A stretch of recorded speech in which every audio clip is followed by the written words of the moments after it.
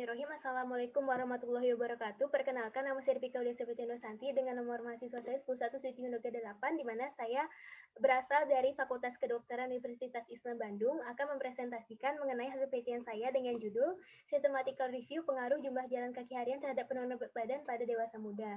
Di mana pada presentasi hari ini, ada beberapa materi yang akan saya sampaikan, di mana itu ada introduction, metode, hasil, keterbatasan, serta kesimpulan. Di mana untuk introduction-nya sendiri, menurut Kemenkes atau Kementerian Kesehatan di Indonesia saat ini penyebab kematian terbanyak dikarenakan penyakit tak menular.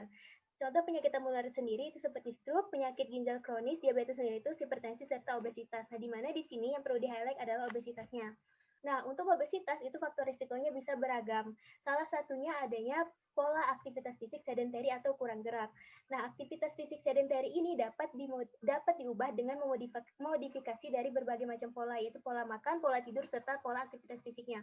Aktivitas fisik yang bisa dimodifikasi itu apa saja? Seperti berjalan, bersepeda, olahraga, dan bentuk rekreasi aktif lainnya seperti tari, tai chi, dan juga yoga. Lalu di sini saya sebagai peneliti memilih jalan kaki. Kenapa saya memilih jalan kaki? Karena jalan kaki ini memiliki beragam manfaat, salah satunya untuk penurunan berat badan, serta aktivitas fisik jalan kaki ini merupakan aktivitas fisik yang aman, murah, serta mudah untuk dilakukan oleh masyarakat, tetapi masih belum banyak manfaat yang diketahui oleh masyarakat. Makanya saya mengambil pengaruh jalan kaki terhadap penurunan berat badan. Nah, lalu lanjut untuk metode yang saya pilih atau yang saya gunakan itu adalah systematic review, yang dimana tujuannya sendiri untuk memahami serta mengetahui pengaruh jumlah jalan kaki harian terhadap penurunan berat badan. Untuk selanjutnya yang akan saya jelaskan itu mengenai diagram prisma. Nah, diagram prisma ini adalah cara saya mencari atau menganalisis dari jurnalnya. Yang pertama, tahap pertama saya melakukan pencarian pada dua database, yaitu ada database PubMed dan juga database EBSCO, di mana pada PubMed itu pertamanya ditemukan 2.504 jurnal, dan pada EBSCO itu terdapat 73 jurnal, sehingga hasil keseluruhan itu ada 2.577 jurnal. Lalu saya lakukan screening, di mana screeningnya itu disesuaikan dengan kriteria inklusi, di mana jurnal itu dipilih dengan jangka waktu 10 tahun, terus jurnal yang full text dengan metodenya itu bisa clinical trial ataupun randomized control trial, di mana ditemukan sekitar pada PubMed itu sekitar 148 jurnal, EBSCO itu 11 jurnal, sehingga keseluruhannya itu ada 159 jurnal. Lalu dilakukan analisis atau screening dari judul dan juga abstrak jurnalnya, di mana ditemukan pada PubMed 21 jurnal dan di EBSCO itu 2 jurnal atau sekitar 23 jurnal. Lalu saya lakukan critical appraisal. Critical appraisal-nya itu dilakukan dengan metode EBM atau Evidence Based Medicine berdasarkan dari Oxford dan juga dicek validitasnya. Di mana pada PubMed itu terdapat tersisa 5 jurnal, sedangkan di EBSCO itu 0 jurnal, sehingga artikel yang pantas atau layak untuk diteliti serta dianalisis itu ada 5 jurnal. Nah, lalu selanjutnya tadi udah ada disebut yaitu PICOS. Nah, PICOS-nya itu yang pertama untuk populasi yang saya pilih itu adalah dewasa muda. Untuk intervention-nya itu pengaruh jumlah jalan kaki. Untuk pembandingnya itu adalah perbanding dengan kontrol lain apabila ditemukan di jurnal tersebut. Untuk outcome-nya ada penurunan badan, sedangkan untuk study-nya itu randomized control trial ataupun clinical trial.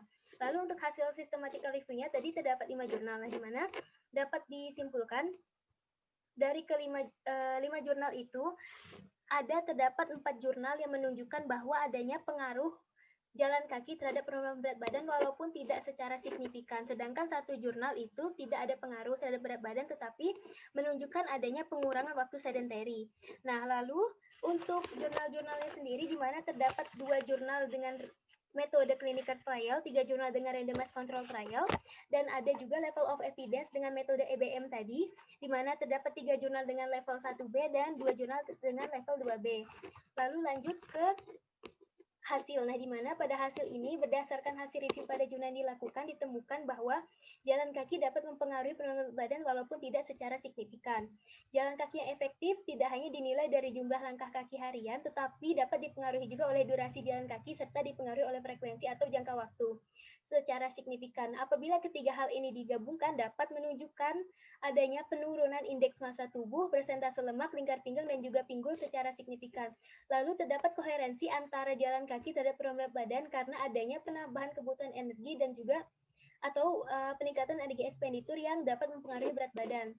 Lalu selanjutnya untuk keterbatasannya, di mana pada artikel penelitian ini Untuk pengaruh jumlah langkah kaki harian terhadap penurunan berat badan lebih sedikit dibandingkan artikel yang membahas mengenai efektivitas jumlah langkah kaki harian. Lalu untuk simpulannya, di mana simpulan pada penelitian ini dapat disimpulkan bahwa langkah kaki harian dapat menurunkan berat badan walaupun tidak secara signifikan. Lalu selain simpulan, ditemukan juga adanya simpulan khusus, yaitu langkah kaki harian yang direkomendasikan efektif itu, yang efektif untuk menurunkan berat badan ada sekitar 10.000 langkah dan juga sampai 12.000 langkah setiap hari. Alhamdulillah, mungkin presentasi mengenai hasil penelitian saya sudah selesai. Mohon maaf apabila banyak kesalahan. Wassalamualaikum warahmatullahi wabarakatuh.